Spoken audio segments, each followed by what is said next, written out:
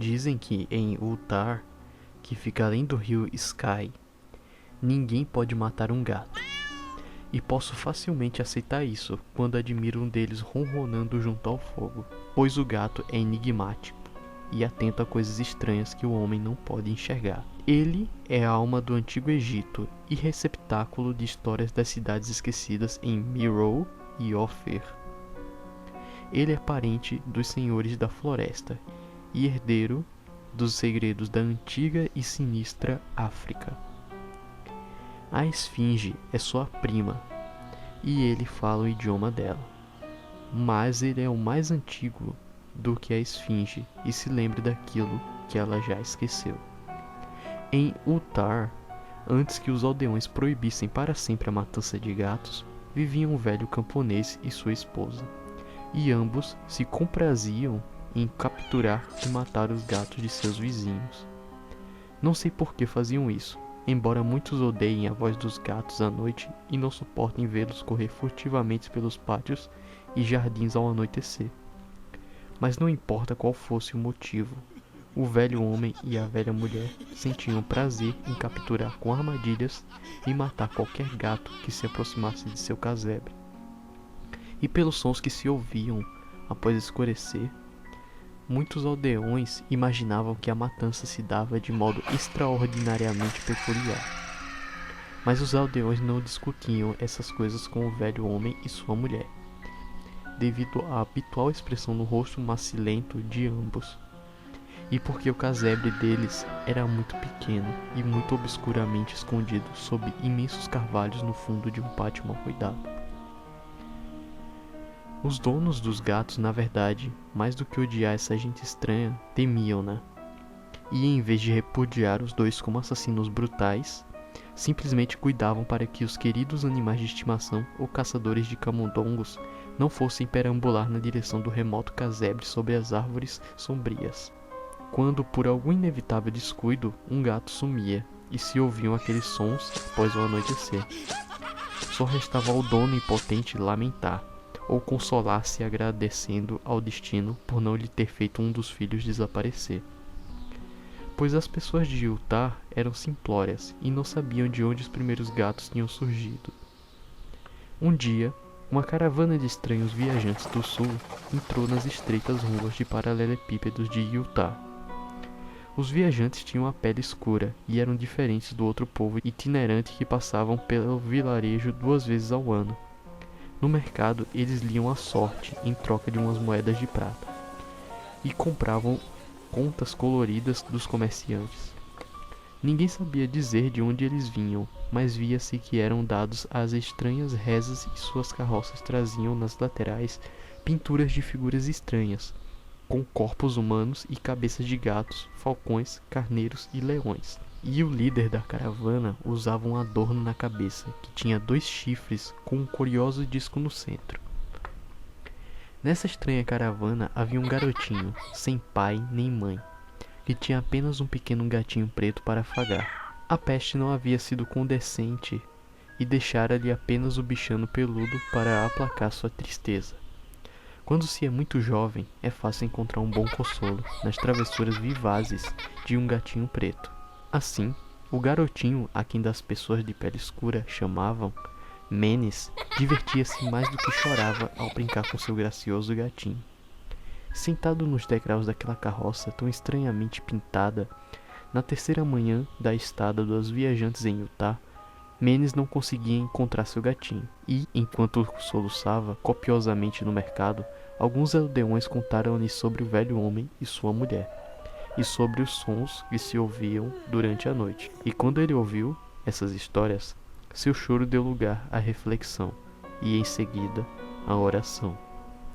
Ele estendeu seus braços em direção ao sol e rezou numa língua em que os aldeões não podiam entender.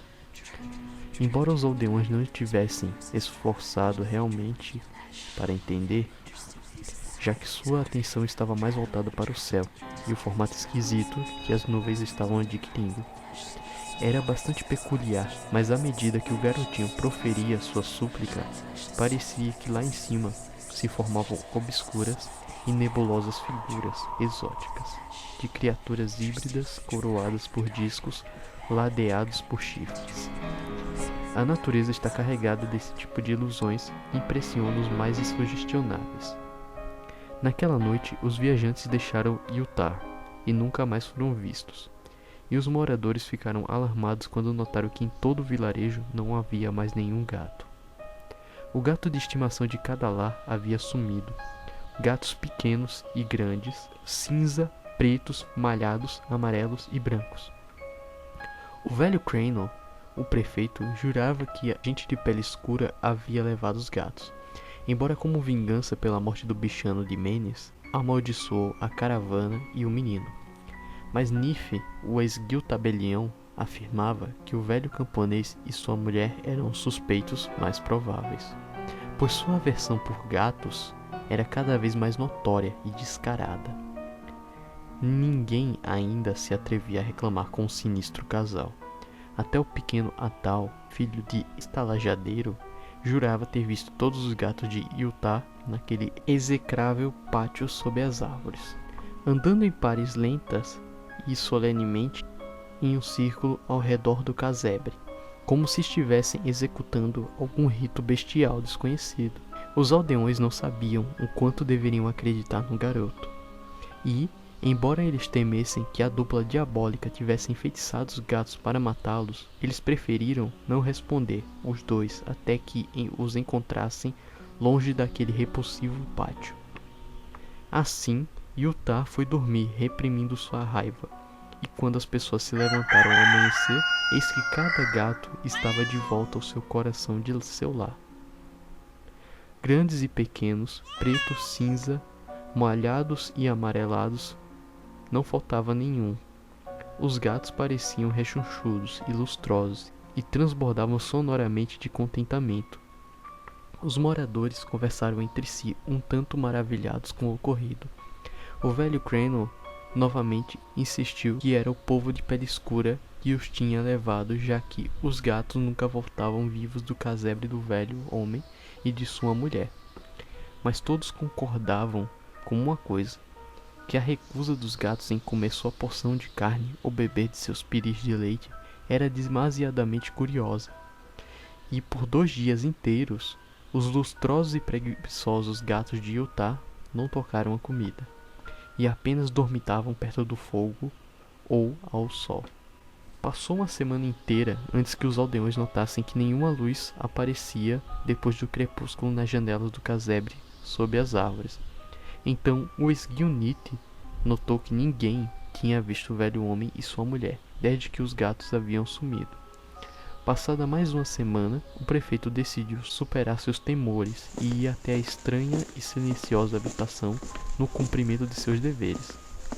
Embora para fazer isso tomasse a preocupação de levar consigo Sheng, o ferreiro, e Tu, o talhador de pedras, como testemunhas, e quando eles derrubaram a frágil porta, encontraram apenas isto: 2 esqueletos humanos no chão de terra batida, e uma porção de estranhos besouros movimentando-se pelos cantos escuros. Em seguida, muito se falou a respeito disso entre os aldeões de Utah.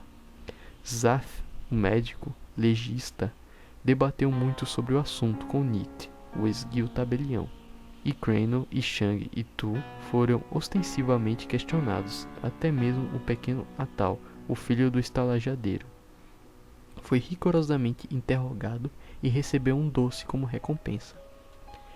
Eles falaram do velho camponês e de sua esposa, da caravana de viajantes morenos do pequeno Menes, com seu gatinho, das rezas de Menes e do céu durante a súplica, do comportamento dos gatos na noite em que a caravana se foi e do que foi encontrado mais tarde no casebre sob as árvores escuras no repulsivo pátio. E no final, os aldeões promulgaram a notável lei que é comentada por comerciantes em Hatek e discutida por viajantes em Ni, a saber que em Utah não se podem matar gatos.